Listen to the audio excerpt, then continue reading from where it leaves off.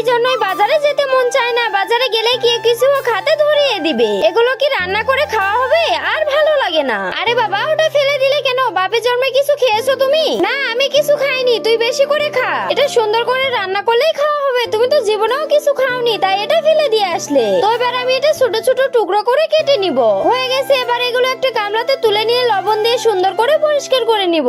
এবার পানি দিয়ে ধুয়ে একটা গামলাতে তুলে নিব। এরপর আদা, পেঁয়াজ পাতা, লবণ, পাউডার দিয়ে ভালো করে মিক্স করে রেখে দিব। এর ফাঁকে আমি এগুলো কেটে থালাতে তুলে রাখবো। এবারে মেখে রাখা কলিজার উপরে এই কেটে রাখা মশলাগুলো দিয়ে দিব। এরপর সবকিছু মিক্স করে নিব। তো বন্ধুরা, আমার পুরো রান্নাটা দেখার আগে ভিডিওতে লাইক দিয়ে চ্যানেলটাকে একটু সাবস্ক্রাইব করে দাও প্লিজ। এবার কড়াইতে তেল দিয়ে মেখে রাখা কলিজাগুলো দিয়ে দিব।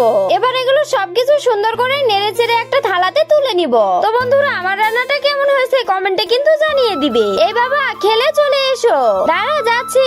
আগে খেয়ে দেখি কেমন হয়েছে, পরে বলতেছি। এই পাগলের বাচ্চা, দেখেছো রান্না করার পরে কত স্বাদ লাগতেছে? হ্যাঁ রে, সত্যি এটা অনেক মজা হয়েছে।